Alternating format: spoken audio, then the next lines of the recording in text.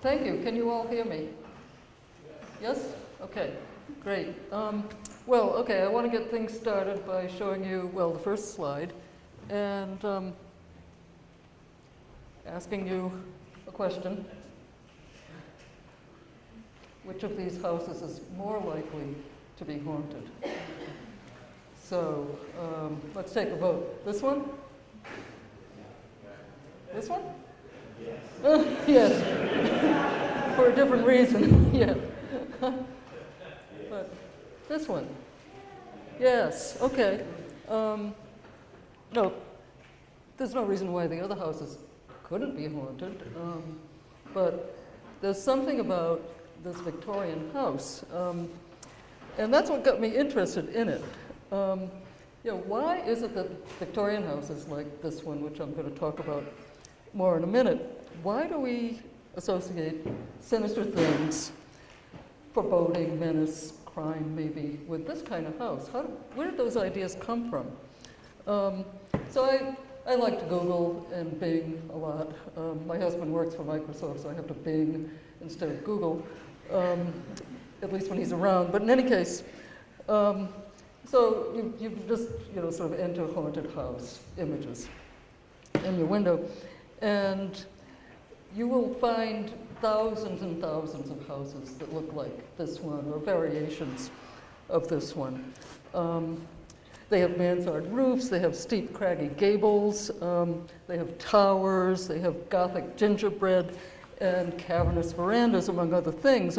But they're so familiar, I think, that we respond to their appeal almost, kind of viscerally, without really maybe wondering why or how has the Victorian house in particular come to be the universal signifier of shudders and creepiness and gloom and crime. Where did these ideas come from? So that was the question that got me going on this project. So everyone knows this house, the Bates Mansion in Alfred Hitchcock's classic and very wonderful movie Psycho. And this seems to be the most likely suspect as the source for such connotations. I mean, most people have seen Psycho. If they haven't seen Psycho, they've seen the house in a lot of other different contexts.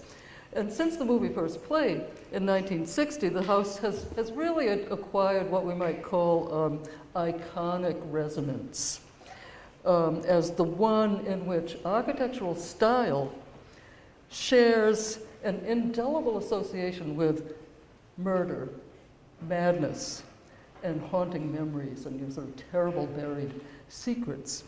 Now, there are lots of other different kinds of haunted houses. There are old world castles, for example, dungeons, crypts, all that Gothic stuff. The antebellum big house in the south is another kind of haunted house.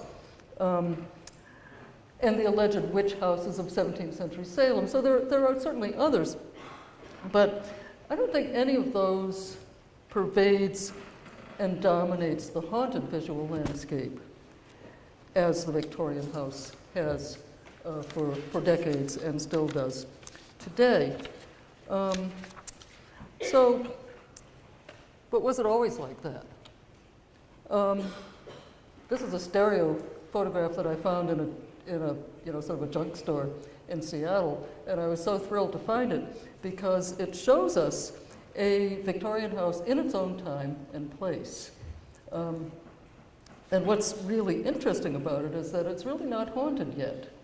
This is a house built in 1871, and for the family who's moved in there, this is the height of fashion, this wonderful new modern mansard roof house. And for these Americans, for this American family, it was the material symbol of affluence and elegance and taste. They've made it. They have a modern, sort of really, up-to-date house. And you can actually see, it's probably hard to see in the slide, but there are lots of people around. They're not ghosts, they're real people. There's a man sitting in a lawn chair here. There are people up on this balcony. people up on this balcony looking out of windows, and they're not ghosts. They're people who were alive then, a kind of American family, normal American family. And yet, okay, what happens half a century later, by 1920? The same kind of place, and all others like it, all, no exceptions, would come to register as signifiers of decay, corruption, and death. So half a century goes by, and all of a sudden, you know, like in that really relatively brief time span, what was up to the minute high fashion becomes the very opposite, a kind of abject architecture. So my question further was, what changed?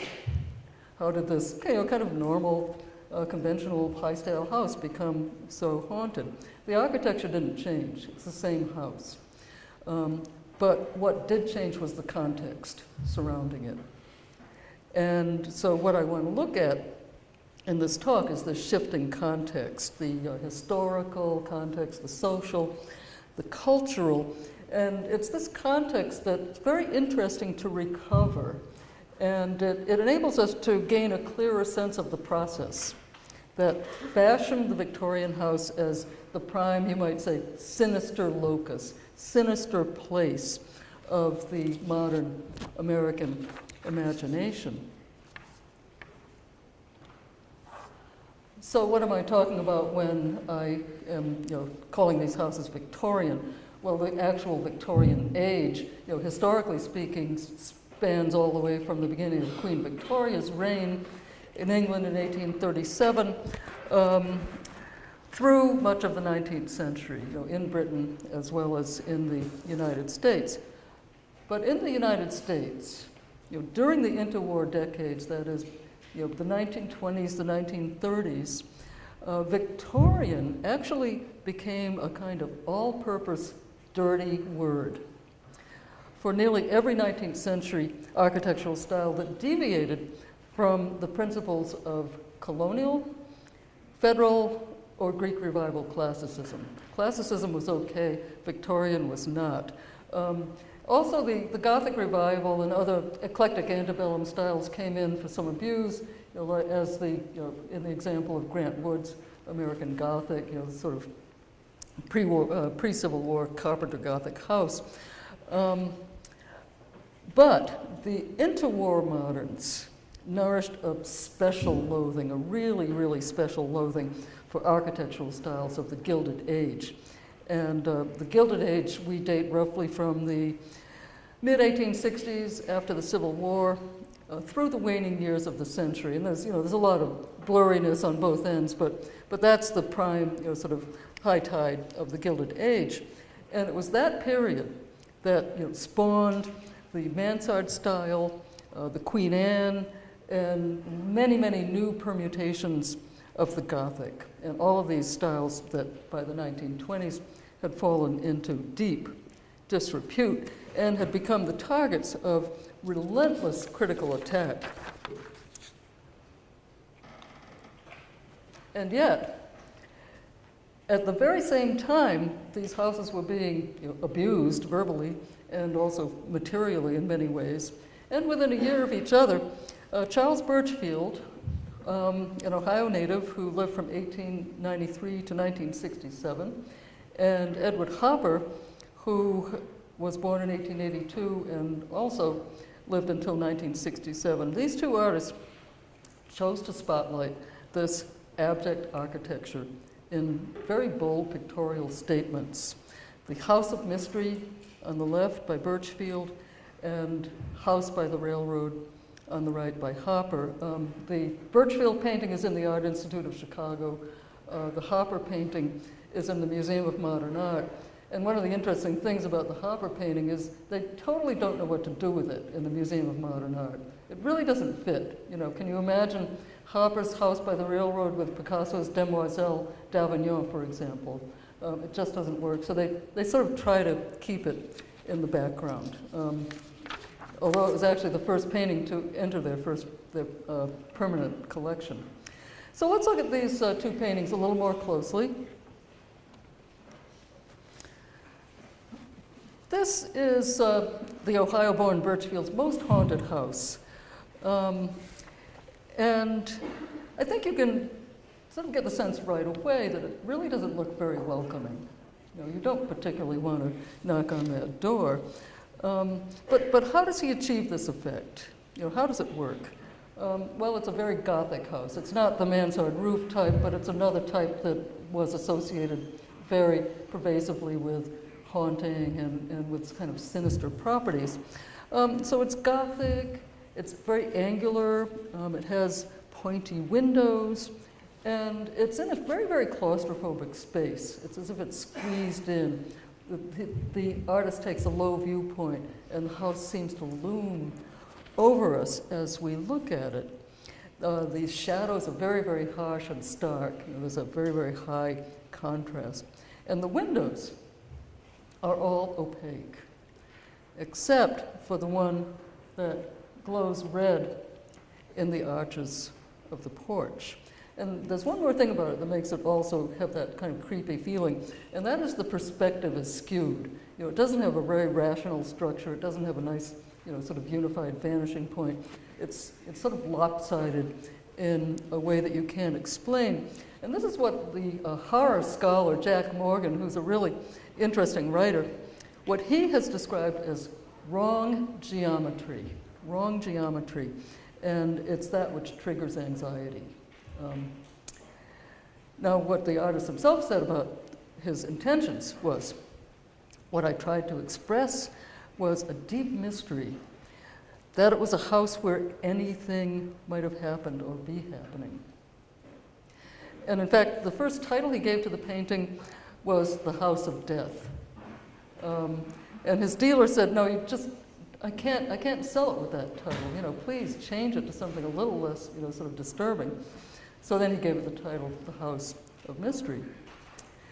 But whatever the title, contemporary critics saw the house as very, very sinister. Right away, they didn't need any explanation. And they registered feelings of unease. So here's just one critical response. For example, a guy named Lane, who wrote, no one has been able to paint a house looking more ghostly or murderous. And so let's move on to Hopper. This is probably a painting that's better known. This mansion is a mansard roof house from the 1870s, and the style has various names. It's called French Second Empire or General Grant, and it was imported from France and adapted for domestic use after the Civil War in the U.S. And characteristic of the style are the tall central tower, the columned porch, the very, very heavy hood molding over the paired arched windows, and the details are generally kind of Italianate, sort of Victorian Italianate. Hopper, like Burchfield, enhances the impression of an unwelcoming domicile by having it sort of loom over us. And he places it in a very, very stark light, very, very harsh, raking shadows. And it looks blank. It looks as if it's kind of locked. And the light is very cold. In particular, the front is in very murky shadow. And you can't even see the door. Even if you stare very, very closely, the door is just kind of in this dark cloud. So it's inaccessible. And to emphasize that inaccessibility, we have these rusty red railroad tracks that cut straight across the picture plane and block our access. Now, Hopper was a realist, and he was celebrated for being a realist, and so many writers sort of tended to see this as a real house. And for example, the critic and curator Lloyd Goodrich described it as the portrait of an ugly house in an ugly place. Although he did feel that there was something a little bit poignant and desolate about it. But I found a much more interesting remark by Hopper's friend and fellow painter, Guy Pendubois, who in his comment hinted at more disquieting meanings in Hopper's portraits. of houses. He wrote, "There is a definite static quality to his better things, a stillness, which has its counterpart in the calm preceding a storm, an ominous lull, eerie, void, inhuman. These dead American houses, Victorian in architecture generally, ugly whimsical exaggerations in tortured wood, are haunted." So here's a contemporary artist and critic who right off the bat sort of saw these as dead houses that were full of ghosts. He didn't know whether Harper was doing this on purpose or consciously or not, but he felt it. So what I discovered in my research was that commentary on Victorian houses of Burchfield and Hopper was consistent with a much broader pattern, which began soon after the turn of the century, but by the 1920s was really indelibly in place. So one example would be 1926. The architectural historian Talbot Hamlin, he was the latest of many, many critics to launch an all-out campaign against the Gilded Age, and he condemned it as he condemned the era as an abyss of taste, a riot of ugliness that spawned wooden monstrosities and blighted the American scene with the horribleness of mansard roofs, the bulging obesities of the Victorian porch, chaotic confusion, and relentless incongruity. And just to drive home his point, he liberally reproduced illustrations from Victorian builders' guides, such as the wooden monstrosity that you see here in Croft's Progressive Architecture of 1875. Now, Harper himself chimed in on this score along the same lines, and he wrote about what he called our native architecture with its hideous beauty, which is a great oxymoron. How can something beautiful be hideous? Architecture with its hideous beauty, its fantastic roofs, pseudo-Gothic, French mansard, colonial mongrel, or whatnot, shouldering one another along interminable streets that taper off into swamps and dump heaps. So there's this kind of garbagey metaphor that's going on in a lot of the commentary. But other critics, they ransacked their thesaurus to come up with words that were bad enough to describe how they felt about these houses. They were nearly hysterical. So, for example, a mad nightmare of architectural insanity, unholy, a miscarriage of art, sordid, blighted, imbecilic, abnormal, abominable, brutal. So how could anything be that bad? And why would anyone conjure up such fear and loathing? Well, it became clear that it wasn't just the architecture, but it was the whole period, the whole Gilded Age. That's what was wrong. That's what was inspiring this dread, this fear. And we can look at the critic Lewis Mumford, for example, who in 1931 dubbed the recent Victorian past as the Brown Decades, or the Dreadful Decade, or even the Tragic Era. And Mumford is probably the best person to read because he's most representative in the way he describes the civilization of that Gilded Age as smudged and muddled, one that plumbed the lower depths to produce atrocities out of the rubbish heaps of the past. And he goes on, he can't stop. So he talks about how this era, the Gilded Age, witnessed a sordid parade of cutthroats, business gamblers, political mercenaries, short-sighted industrialists, a conglomeration of obese and bloated masters whose architecture only magnified their wretched excess. Now, the big problem, though, and Mumford makes this clear, as do other members of his generation, the past wasn't over. That past wasn't in the past because it foreshadowed the present. Mumford and many in his generation saw ominous parallels between these two post-war eras, that is, post-Civil War and post-World War I. And so here are the similarities that they saw between them. Rampant and open public corruption, industrial blight, crime wave, labor violence, shallow and materialistic commercial culture, discontent with the existing social order. There were lots of upheavals during those periods. And in the 1920s, there was also the threat of communism, the Red Scare. There was the turmoil of Prohibition, which generated a huge crime wave. There was the revival of the Ku Klux Klan. And all these things seem to point to instability and decay. It was as if the roaring 20s was really the rotting 20s. And I just want to quote one more thing because it really sort of encapsulates the sense of disillusion. This is John Peel Bishop and Edmund Wilson, both writers, who had returned to the United States after World War I. We found, they wrote, that life itself had become a sort of death. The city streets were as deep and as dark as graves. The great buildings seemed like tombs where the dead lay, tier on tier. Wherever the characteristic activity of our time had passed, the earth appeared charred and sterile, littered with rubbish and bones. So they see, America as this horrible charnel house, this graveyard. And the illustrations I'm showing you here, just kind of give some visual form to the ruin, the apprehension of ruin in both periods. Here it's the financial panic of 1873, the Great Panic, in which all these ruined and speculators and bankers are making a run on a bank. They're trying to retrieve their money somehow before the bank totally crashes. And here we have this gigantic bat labeled ruin, kind of flying over and darkening the landscape. In the cartoon from the 1920s, 1919 specifically, this one is pretty easy to read. It has to do with the fear that bomb-throwing anarchists or communists would murder, would destroy free government.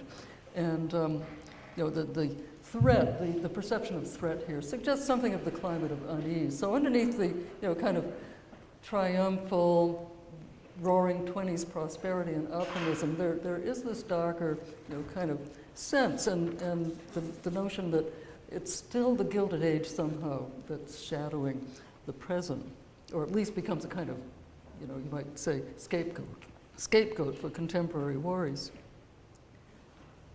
So these kinds of sentiments at least begin to suggest why, at that time, the Victorian house emerged as a highly visible symbol of past corruption, which was still haunting the present.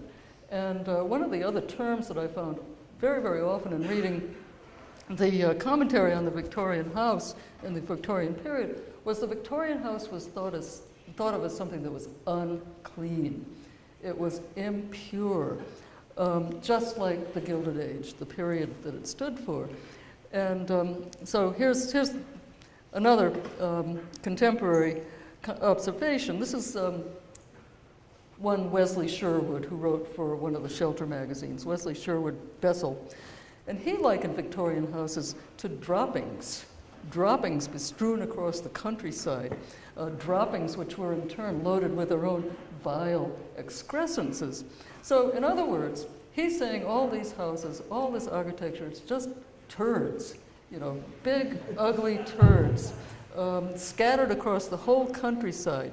So I'm just sort of showing you an assortment of these exemplary droppings, various turds. Here's a Queen Anne turd. Here are two mansard roof turds. And this one is really interesting. It's just sort of stumbled across it on the internet. It's in Hobart, Indiana, of all places, and it's like this weird Gothic mashup. Midwestern Gothic mashup, which I thought, gee, it sure looks like Burchfield's house. But I haven't pursued that path any further, but I'm sure that he saw one that was like that. So what about the interior? What was inside the turd? Well, it was fit habitation only for the dead or the undead. And worst of all was the parlor, which one writer called that old-fashioned chamber of horrors. And that's what people used to call wax museums, the murder room and the sort of atrocious violence room in a wax museum. And as early as the 1890s, the influential editor, Edward Bach, launched a campaign against the Parlor in the Ladies' Home Journal, which was a magazine of very huge influence and wide circulation. And he writes, "We hang a wreath of wax flowers in a glass case on the walls, adding perhaps a coffin plate to add a cheerful tone to the room. A carpet riotous with the most gorgeous roses is put on the floor, and then, after having carefully pulled down every shade in the room, so as to get a nice, musty, cemeterial smell to the room, we have what we call in America a parlor." And so I'm showing you these artifacts. This is that very wreath of wax flowers that Bach decried with a photograph of a sleeping child who's actually a dead child. This is a Victorian shadow box construction with a lining that looks exactly like the lining of a coffin. And the photograph again of the dead child. Not a coffin plate, but a coffin handle also added for the effect. And so, we might think about how, at least in part, the parlor may have been phased out of domestic architecture and replaced by the living room because of its association with the dead in the days before professionalized undertaking. As you see here in the larger photograph, this is a picture in which a coffin stands in a parlor for viewing, and it's smothered with flowers and mementos, and the association between this room and death seems to be one that is very, very vivid and very disturbing for even in the 1890s. And given such memories and associations, it's not really too surprising to think about how the Victorian house, it should only surprise us, I should say, if the Victorian house did not shelter the spirits of the dead. As one writer asked rhetorically, why should ghosts take up their haunts in one type of dwelling and kind spirits in another? Need I answer this question when in every town there are houses built after the Civil War, known to serve as hiding places for evil spirits, houses with high ceilings, deep, gloomy closets under the roof, strange, dark wood posts with outlines that easily dissolve into corpses, abandoned tower rooms, and the odor of horsehair upholstery. Well, this, of course, has to lead us to the question, what haunted the artists' Victorian houses? What lay inside? For Burchfield, the old house came to serve as a metaphor for psychological interiority, for feeling and memory, and especially in his earlier work, like the examples you see here, he associated architecture with long-buried traumas. And I think that this is related possibly in part to the early loss of his father, being raised with his siblings by a widowed mother. They were very poor. He was a depressive child. And he came to identify houses with all these feelings, these bad memories from the past. And he writes a journal for years and years and years. And in 1916, he wrote that houses were often more moody than nature. They are built by men as dwellings, and this strange creature results. In the daytime, they have an astonished look. At dusk, they are evil, and they seem to brood over some crime. So we can see this kind of anthropomorphism in his work. The houses are alive. They look at you. So here's a house with an astonished face. And on the bottom here, I wanted to point out that many of his houses are sort of downscale, small-town vernacular Victorians in various styles. They're very, very much more simplified than Gilded Age mansions, but this house is scared out of its wits, obviously. It's being attacked by these sort of daggers and these sort of reaching claws of clouds that seek to envelop and demolish it. So for Burchfield, returning to childhood memories in houses like these was like returning to the scene of a crime. And he writes about the night before Christmas when he was a child. You know, when the wind moans around the house corners, now rising to a hideous shriek, now sinking to a half mournful, half evil moan, and dark shadows come down from the ceiling. And that is a passage that we can actually sort of fit to Church Bells Ringing Rainy Winter Night. Burchfield invented a whole sort of symbolic shorthand of abstract shapes with which he translated his feelings. So here, for example, he has this form, it's called the hooked spiral of fear. The hooked spiral of fear. So this means, absolute abject terror. Then there's this slumpy curve of imbecility. Other droopy forms, of course, symbolize melancholia, and so on. And as you can see, all the houses here, as well as the church steeple itself, have faces, sort of evil, sinister faces. And this actually is a Christmas picture, believe it or not. There's a Christmas tree in the front window here, and a lone little candle in the window, which are obviously, sort of not bright enough to overcome these terrible, evil spirits. So his words and his paintings as alike convey the powerful impression of an artist who's battling inner ghosts and demons through the metaphor of the anthropological old house. So what about Hopper? Now Hopper is a hard nut to crack, and his codes are equally difficult. He was born in Nyack, New York in 1882, right in the middle of the Gilded Age. But he didn't grow up in one of these houses. This is his childhood home. It was built by his grandfather in 1858. It's kind of a classical revival house with a somewhat later addition, which is a little bit fancier, sort of has some Queen Anne elements. So the mansion of the Brown Decades wasn't a literal signifier of Hopper's personal family past. But there were many, many Victorian houses of the more extravagant type in the neighborhood. However, he was fascinated with Gilded Age architecture. He studied it closely.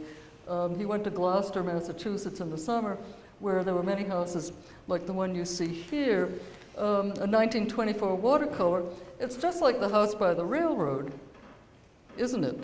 And yet you don't get the same feeling, I think, from this house. It's not really ominous, even though there's a low viewpoint. It looms, but it's not threatening. It seems a lot more down to earth, kind of more literal, a visual record of that hideous beauty, that so fascinated Hopper. And then if we look at House by the Railroad again, it seems quite clear that this is an invention, maybe based on a real house, but he's sort of lifted it to another plane of symbolism to serve an emblematic purpose. Now, with Hopper's one of those really frustrating artists that refused to say anything about his art that would give you a clue to what he really meant or what he really felt. But we certainly get a strong feeling from this house. It's not neutral. It rises like some malign apparition beyond those rust-red tracks. And I think you could say, although we're getting into the sort of slippery shores of speculation here, but you could say it hints at unease and ambivalence about what? About the family, about home, and about the past. The literary scholar Priscilla Patton, in fact, has asked that question. Can we imagine a happy childhood in Hopper's house by the railroad? And just as a sidebar, one critic during Hopper's own, during the 1920s actually noted that the most relentless critics of the Gilded Age were in fact born then. So it's kind of I think a generational complex. But we don't really know about the genesis or the specific significance of the house to Hopper personally. We can only speculate. But his biography is quite interesting, and I'm not a psychoanalyst, but I think it's interesting that his house was dominated by his mother, who was a very, very powerful person. His father was, well, he was, not the most successful guy who ever lived. His mother managed the purse strings. His equally formidable grandmother lived there. He had sisters, no brothers, and even the servants were women. So he grows up in this female-dominated house, a mother who has supreme power over her husband and her son. So I can't resist imagining that Hopper's painting, The House by the Railroad, hints at some dire lurking matriarchal presence that may be both personal and cultural. Just threw in his portrait of his mother, who doesn't look very welcoming either. You can also see some of the same kind of thing in Columbus native James Thurber's New Yorker cartoon, which is very deadpan, and as you can see, this tiny little terrified man is about to enter his mansard-roofed house, only to see it morph gigantically into a scowling woman at the back. It doesn't matter if she's his wife or his mother. She's just kind of terrifying, and she's awaiting his arrival. So, we might compare Hopper and Thurber and think, well, both seem to represent the Victorian house as a kind of embodiment of some kind of pathological femininity. Well, that's all well and good, but what if the artist were a woman? Do we have the same kinds of complexes and traumatic kinds of feelings going on? This is Mabel Drake, 1876 to 1955, and she, like Charles Burchfield, figured the Victorian house as the site for projections of memories and obsessions, painful thoughts to which she obsessively returned, but in a distinctly feminine vein. So she used to take the ferry to Staten Island in New York in the 1920s. In the 1930s, she worked almost entirely in lithography, made her living that way, and she happened upon this deserted mansion there, and it's absolutely fascinated her. And note here, how the road passes it by, as if it's just been beached in the shores of the past, and yet it's still there. It's sort of dilapidated and kind of sinister. So when she first came upon the house, she recalled that she thought of Jane Eyre, the governess in the famous novel in which Thornfield Hall and the madwoman in the attic. And she imagined ghosts peering from the towers. The upper windows, she wrote, were not boarded or shuttered, and they looked at one with that insane expression which windows of long empty houses acquire. And actually there's one window here, this one here, which looks very much like a staring face. So like Burchfield's houses, her houses are alive. But the ghosts in this house were her own. Dwight mostly produced very humorous, satirical sort of follies on modern life and foibles. But in these houses, she dwelt on memories that haunted her whole life. She wrote that the past hypnotized her. The present was too painful, and thus she turned her back on it and looked into the past, finding that it was not dead, but always striving to be reborn. So this is someone who's really, she can't get away from that past, just like the Roaring Twenties couldn't get away from the Gilded Age. And this is a perfect illustration of Freud's theory of the return of the repressed, and that produces what Freud called the uncanny. So these are uncanny houses. And by the way, this white mansion here, she actually used as a Christmas card. People had problems with Christmas when they were haunted like that. But meanwhile, well, what's going on outside the gallery? If we look outside, we look around outside the gallery or the studio, we find that the Victorian house was conscripted to do very much the same kind of cultural work in the popular vein. Through films and other forms of mass culture, the haunted house kind of insinuated its way into the modern American imagination. So in the movies, this wonderful silent movie, The Cat and the Canary, this was the one that launched the pattern of the old dark house genre, in which mad, ghostly killers commit murders in old mansions. And the movie directed by James Whale, The Old Dark House, was actually the one that gave its name to the whole genre, in which terror and creepiness were explicitly associated with the old house, its ghosts, and its monsters. Now, the director of the Cat and the Canary was actually German, and he emigrated to Hollywood in the 1920s, bringing the conventions of German expressionist film design to an old house on the Hudson. And this appears in the title frames of the movie. It's a sinister Victorian castle with backlighting, which gives it a very noir kind of feeling, and a looming low camera angle, just like the low camera or the low easel angle in Hopper's painting. And it also has a gloomy, labyrinthine interior. The director, Laney, like many German artists actually at that time, was a fan of Edgar Allan Poe. And we can look back to Poe in 1839 as the literary artist who created the ancestor of all subsequent old dark houses in the fall of the House of Usher, which I think is my favorite Poe story, in which Roderick Usher, the last of a degenerate line, dies raving mad in the embrace of his zombie twin sister, whom he has tried to entomb alive in the bowels of the crumbling house. And I think more than any other, Poe's cursed ancestral mansion with, as he described it, vacant eye-like windows above a black and lurid tarn, that is a pool, became an enduring icon of family degeneration and decay.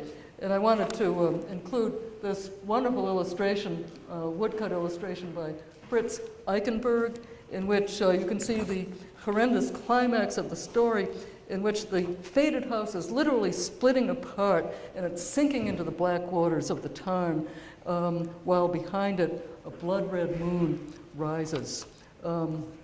And the house is rent along a fissure that ran all the way down the facade. So the house itself symbolizes the degeneration and the ruin of this family.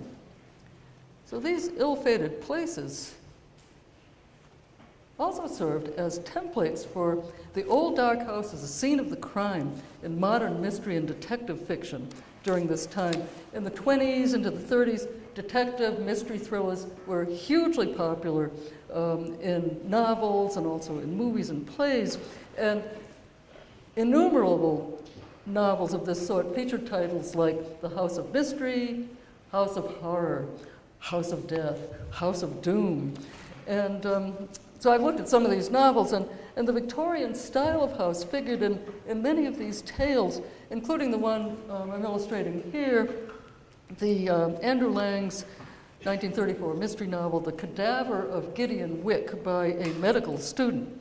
And this story, I think, is the ancestor of Stephen King's novels because it unfolds in a small town in Maine, which is thrown into confusion by an outbreak of monstrous births along with gory rituals, witchcraft, autopsy rooms, blood transfusions, all sorts of really gross and scary stuff.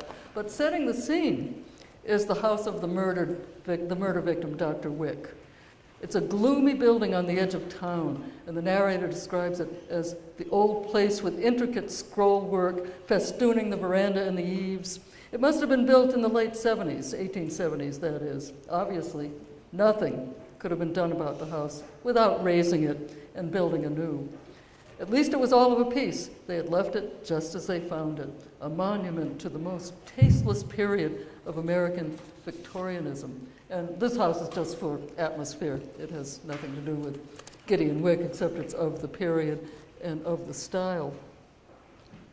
Well, this whole notion of the Victorian house as a house of evil became so pervasive that it was difficult to separate fantasy from fact. And for example, in the case of the so-called murder mansion, where Dr. Alice Winecoop allegedly killed her daughter-in-law with chloroform and a shot to the back in the doctor's basement operating room. And this was a huge, huge sensation in Chicago in the early 1930s. It was all over the papers, all over the detective magazines. And the house itself, which was on West Monroe Street in Chicago, was almost invariably described in the press and in the detective magazines as the sort of house where a murder would be committed. And in the words of one reporter, this was a setting to delight a writer of mystery thrillers, an austere and somber brick dwelling of the kind fashionable 30 years ago. Inside, heavy drapes and curtains and the accumulation of years, dark, dreary, and gloomy. And another one exulted, all the eerie elements of a murder mystery thriller were in the case. The humors of a madman or a moron, a basement door and whether it was locked or unlocked, a dark old house, a beautiful victim. You know, so you read this stuff and you think, well, where else could such an atrocious crime take place?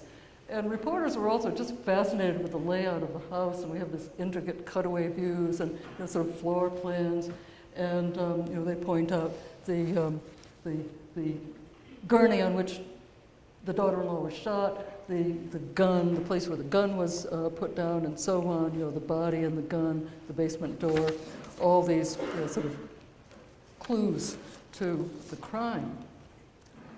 But something else happened around the same time, and that is, the Wynkoop mansion, like many others, ultimately fell victim to the wrecker's ball. In fact, people were glad when the Wynkoop mansion was wrecked because it was so evil. But many, many other old houses in Chicago and New York and Columbus, in cities across the country, slid into decline in the interwar period. And many were wrecked and sort of demolished. This happened because neighborhoods were changing drastically. The wealthy people who had lived in these houses sought more fashionable addresses, and they left their former homes to become cheap rooming houses. Very often, the houses were raised to make room for commercial and industrial expansion. And this is a good example here on Prairie Avenue in Chicago. This is actually a photograph taken in 1963, but I think it well illustrates the kind of ruin that was beginning to affect these houses. In 1931, the Henry Justin Smith, who was the editor of the Chicago Daily News, wrote about Prairie Avenue, once inhabited by wealthy industrialists. Now, he said, a street of ghosts and ghost houses. A wind of desolation blows through it. Such of the old mansions as have not been taken over for offices or rooming houses stand stoutly, brazening out old age and desertion, some with boarded windows, a few with shattered panes. And it was really the same everywhere. So in 1930-31, the photographer Walker Evans toured New England and parts of New York State. He wanted to document American houses of the Federal and the Victorian period. And this turreted gingerbread mansion you hear was actually one of the Victorian houses in Hopper's own hometown. Many of these, 2 years later, were no longer standing when Evans exhibited his photographs at the Museum of Modern Art, just at the time when Hopper had his big one-man show there, which included House by the Railroad. And although the house doesn't look particularly ruinous, there are clues that it's in decline. There are weeds and all kinds of brambly things growing up all around the porch and the foundations. And it's a wonderful, wonderful sort of high-resolution photograph done with a big view camera. So you can zoom in almost to infinity. And when you zoom in, I didn't see this for a long time until I got a good scan of it. And then I saw that there's a for rent sign posted on the porch railing. So it's deserted. It too is a house of ghosts. So what happened, at least in part, was during the 30s, there's a change in attitude. These places were steadily disappearing. And also along with the somber mood of the Depression years, there emerged a more nostalgic view of the gingerbread past. There were reports, for example, of urban sophisticates adorning their apartments with currier knives, prints, with horsehair sofas, and old square pianos. And later in the decade, the phenomenal success of Margaret Mitchell's Gone with the Wind, both as a novel and as a movie, helped to cement this newly nostalgic view of Americana Victorian style. I'm showing you here Scholar and Rhett's Nouveau Riche, an extravagantly Victorian mansion in Atlanta, and Aunt Pitty Pat's Parlor, which was described in Life magazine as mid-Victorian, upholstered, feminine, adorned with knickknacks that gave it a sentimental air. And in turn, chronological and emotional distance also ushered in a culture of humor and satire that skewered the absurdities of Victorian excess. And so we have New Yorker cartoonist Charles Addams' project, which involved what I think of as a process, you might say, of queering the American family home through a calculated perversion of the norm. Addams lived from 1912 to 1988, and he published his first cartoon of the ghoulish Addams family in 1938. But the exterior of the mansion didn't appear until November 10th, 1945, and this is the cartoon where it first emerged, when it materialized complete with a mansard roof, tower, fish scale shingles, scroll work, and iron lace beyond a chained-off drive and a leafless tree bearing a signboard warning, "Beware of the thing." And I thought it was interesting to compare the Addams family house with these what you might call normal houses from the cover of the American Home magazine. During this period, the colonial revival was going full bore, and colonial-style houses were described as clean and decent and purely American, whereas the comparison shows just how perverse the Addams mansion is. And what Addams did was pile on every signifier of Victorian architectural excess and monstrosity. And by so doing, I think he succeeded in transforming an architectural nightmare into a pathological funhouse. Because by that time, all of those signifiers were so familiar they needed no explanation. So we have another example from Weird Tales, Boris Dolgoff's cover illustration. This is 2 years later, after the first Addams Family Mansion image, in the pulp magazine Weird Tales, and it represents the same kind of Victorian pile. It has everything that we've seen, the identical features: iron lace, mansard roof tower, Gothic gingerbread, usher-esque eye-like windows. All of these things marking the sinister haunted house that stands in the moonlight, surrounded by strange night creatures. So there's no clean-cut, sort of transition between terrifying and nostalgic and satirical. By that time it becomes a kind of blend of everything. But the Victorian house was simply better for haunts, as Addams put it. Depending on context, those haunts might be laughable or terrifying, but the Victorian house was their only true home. And I'm almost done.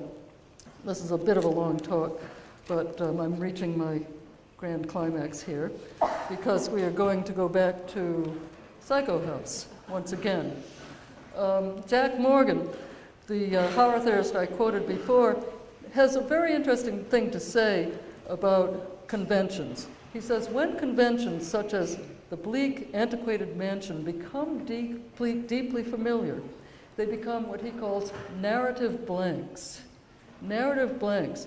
He says a readership, or viewership in our case, brings these conventions to a reading or a viewing, and they need not be overtly presented. So in other words, that is, we, the viewers, we've already internalized these conventions. They don't have to be explained. We need no clues to decipher the code of houses like this, because they're already haunted, and we know it just by the look of the place. And by the way, here you see the terrible secret that the Bates house conceals: the mummified body of Norman Bates's mother, whom he has murdered himself, but then so completely internalized that he dons mommy drag to kill Marion Crane in the famous shower scene. So it makes you think, well, there is something about ominous female presence in these houses, isn't there? But this narrative blank model, I think, in turn, helps to illuminate the presumptive ancestry of the Bates mansion. Many have suggested or assumed that its model was either, or both, House by the Railroad or the Addams family mansion. Now, the actual source, Hitchcock claimed on one occasion, was a type of Victorian house common in Northern California and known as either California Gothic or, as he said, when they're particularly awful, California Gingerbread. And here's one of the best examples of California Gingerbread. That is the ultra-extravagant Carson Mansion in Eureka, California. He chose that house, he said, because I realized that if I had taken the ordinary low bungalow, the effect wouldn't have been the same. I felt that the type of architecture would help the atmosphere of the yarn. But the association of House by the Railroad with the Bates Mansion persists, and both of them, along with the Adams House, have spawned countless progeny in the popular realm. Psycho House made frequent reappearances in movies and TV shows over the following decades, and these appearances were probably instrumental in cementing its status as the iconic and instantly readable haunted house. Dark, remote, looming and ornate, with a tower, angular roof line, either mansard or Gothic. It's almost always a dark and stormy night, or at least a moonlit night, and nearly every Halloween house looks like this. So what about this? This is a vintage Paperbacks 2000 edition of Poe's House of Usher, and it has become a mansard roof mansion, which didn't even exist in 1839, but now it has to have a mansard roof. These are two generic haunted houses. Here's the Carson House, which kind of also really had to become a haunted mansion. And oh wow, here's House by the Railroad. Only it has boarded up windows, and instead of a railroad track, there's this rickety picket fence and this full ominous moon in the background. And of course, there has to be a sinister Victorian mansion behind the fleeing damsel in distress in mass market Gothic thrillers. What else could a Gothic heroine flee from anyway? And then all over the place, on the internet, we find haunted house cakes. This is Martha Stewart's haunted house Halloween cake. We have haunted doll houses. We have haunted Lego assemblages. We have haunted house hobby kits. And here you can build your own psycho house. I would kill to get one of these. And you also have the Scooby-Doo haunted house game. You press on the ghost to activate the booby traps. And finally, the haunted manor in, the Phantom Manor rather, the attraction, a psycho house abroad at Disney World in Paris. And this is the last slide, and I'll just read you my conclusion. Ironically, the narrative blankness of House by the Railroad and Burchfield's House of Mystery and Dwight's Deserted Mansion and the like overlays what was once a historically and culturally specific response to a disquieting past that had both biographical and social dimensions. And such visions, I think, grew out of and in turn fed the ambivalent and anxious discourse of the Victorian house. These visions wrote the codes for what we have largely forgotten and yet intuitively sense. The iconic status of these brooding mansions and their ubiquitous progeny in the popular realm, I think, testify to our enduring and uneasy fascination with the underside, the dark side of the American home and everything within. And whether we admire, dream, or snicker, or recoil in their presence, their capacity to stir the emotions has hardly faded. And their existence so ubiquitously today, shows that they continue to haunt the imagination with hardly undiminished power. So that is the end, and thank you all for your attention.